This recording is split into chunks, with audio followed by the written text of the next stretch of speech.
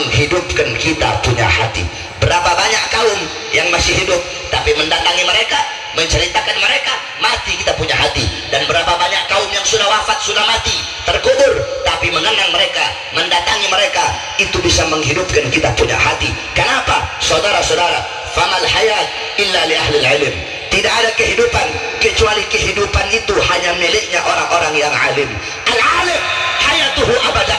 Orang yang alim hidupnya abadi selama-lamanya. Walaupun jasadnya hancur, walaupun sisa tulang belulang, walaupun namanya terpampang di batu nisan, mereka akan selalu dikenang selama-lamanya. Satu contoh, saudara-saudara, ibunda Nabi Muhammad, Sayyidatuna Aminah binti Wahab. Beliau ketika berada di Abwa, Al-Abwa yakni qaryah bainal Makkah wal Madinah. Abwa satu kampung yang berada di antara Makkah dan Madinah. Ketika itu beliau sebelum wafat, beliau berkata, kullu hayyin mayyit wa kullu jadidin bal wa kullu kibarin yafra ana mayyitatun fa dzikri bab faqad taraktu khaira wa waladtu tuhra. Apa kata beliau? Segala sesuatu yang hidup pasti akan mati, segala sesuatu yang baru pasti akan usang, semua orang tua pasti musnah, pasti binasa, pasti jadi mayat, pasti mati. Ana mayyitatun, aku nantinya mati, aku nanti jadi mayat. Fadzikri bak, tetapi mengenangku akan abadi selama-lamanya. Kenapa? Faqad taraktu khaira, karena aku telah meninggalkan kebaikan. Wa waladtu tuhra, aku telah melahirkan anak yang suci. Siapa? Baginda Nabi besar Muhammad. Sehingga setiap orang yang mengenang Rasulullah tidak bisa dilepaskan dari kenangan ibunya, yaitu Sayyidatuna Aminah. Kamu murid-murid Al-Habib Abdurrahman bin Smith. Al-Habib Abdurrahman bin Smith, beliau adalah kebaikan yang ditinggalkan oleh bapaknya. Beliau adalah anak yang dilahirkan oleh ibunya. Sehingga setiap orang yang mengenang beliau pasti akan mengenang orang tua beliau, baik orang tua zahir ataupun orang tua batin, yaitu para guru-guru yang telah memberikan ilmu kepada beliau-beliau. Oleh karena itu, saudara-saudara sekalian yang dimuliakan oleh Allah, dengan adanya acara haul yang mulia ini, maka jadikanlah para ulama sebagai teladan kamu, sebagai uswah kamu, sebagai butuah kamu. Cintai beliau-beliau. Tadi guru kita Habib Hanif telah menjelaskan bagaimana keutamaan para ulama, bagaimana kemuliaan dan keagungan para ulama. Saudara-saudara, dalam Al-Quran Allah berfirman, qul hal yastawi alladhina ya'lamuna walladhina la ya'lamun. Katakanlah olehmu wahai Muhammad, apakah sama orang-orang yang alim dengan orang-orang yang tidak alim? Apakah sama orang-orang yang dekat dengan orang-orang yang jauh? Apakah sama orang-orang yang mengenal dengan orang-orang yang tidak mengenal? Apakah sama para ulama dengan para juhala? Ay la yastawuna abada la fid dunya wala fil akhirah. Tidak akan pernah sama, tidak di dunia, tidak juga di akhirat. Para ulama dengan kita tidak sama. Para ulama duduknya ibadah, makannya ibadah, tidurnya ibadah, mandinya ibadah, jalannya ibadah, perkara-perkara ibadah, perkara-perkara mubah yang mereka lakukan bernilai ibadah di sisi Allah Subhanahu wa taala. Saya dan kalian, kita duduknya sia-sia, makannya sia-sia, tidurnya sia-sia, mandinya sia-sia. Memandang wajah ulama dengan memandang selain daripada wajah mereka tidak sama. Kamu mandang wajah Jokowi sama mandang wajah Habib Abdurrahman gak sama, saudara-saudara. Kamu mandang wajah ulama dengan mandang wajah polisi gak sama. Mandang wajah ulama dengan mandang wajah tentara gak sama. Mandang wajah ulama dengan mandang wajah anggota dewan gak sama.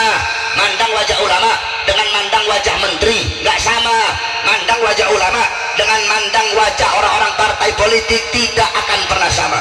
Memandang wajah ulama sampai-sampai diceritakan di zaman Syekh Abu Yazid Al-Bustami, ketika itu ditimpa musim kemarau yang berkepanjangan, orang-orang ngumpul untuk salat istisqa, berkali-kali minta hujan, gak turun-turun hujan.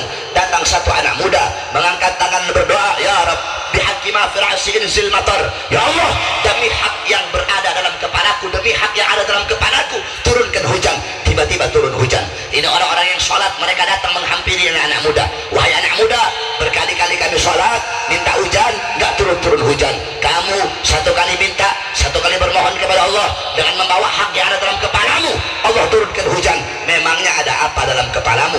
Itu anak itu tadi, anak muda berkata, dalam kepalaku ada kedua bola mata, yang dimana kalau kedua bola mata ini, yang dimana kedua bola mata ini pernah aku gunakan untuk memandang wajahnya Syekh Abu Yazid Al-Bustami.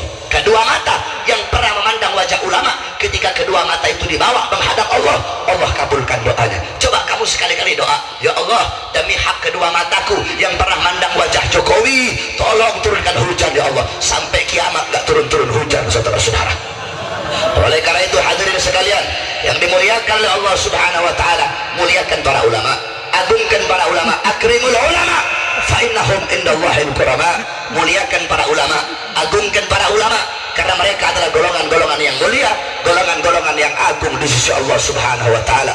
Ulama macam-macam, ada ulama yang tegas, ada ulama yang lembut, ada habib yang tegas, ada habib yang lembut. Contoh di Indonesia, ada guru kita, imam besar kita, Al-Habib Muhammad Rizik bin Husain bin Syihab. Beliau dengan tegas melawan mungkarat, dalalat, sayyiat, mukhalafat. Di sisi lain ada guru kita almarhum Al-Habib Murzir bin Fuad Al-Musawa. Dengan kelembutan beliau, beliau berdakwah di jalan Allah. Dua-duanya, yang lembut dan yang tegas, mencerminkan kepribadian datuknya baginda Nabi besar Muhammad. Yang lembut tidak boleh menghilangkan ketegasannya Nabi.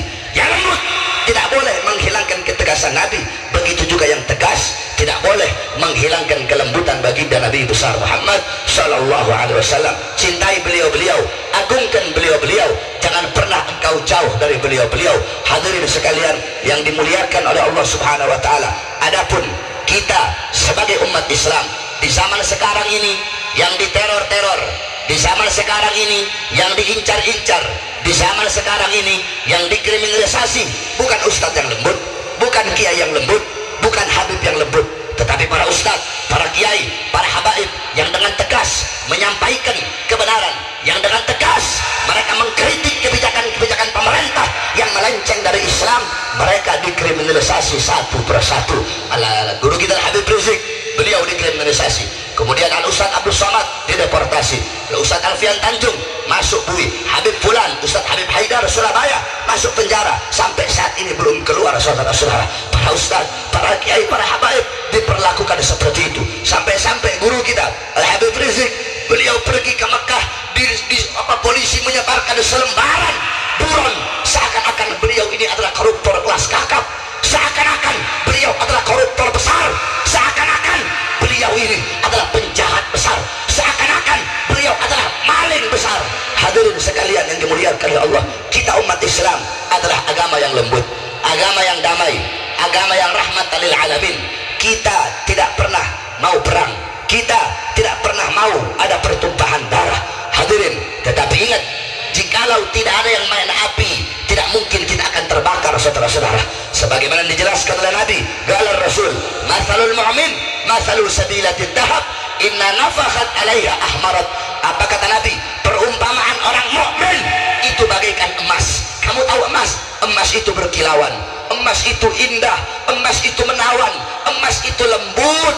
Tetapi jangan coba-coba kamu tiupkan api kepada itu emas. Emas yang lembut, emas yang menawan, emas yang indah, jikalau engkau tiupkan api, itu emas akan memerah, saudara-saudara.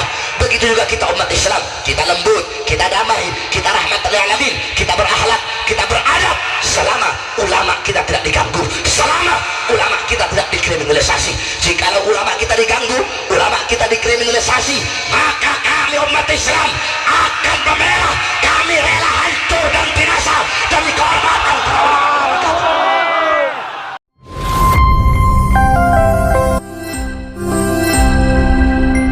Audio Jungle.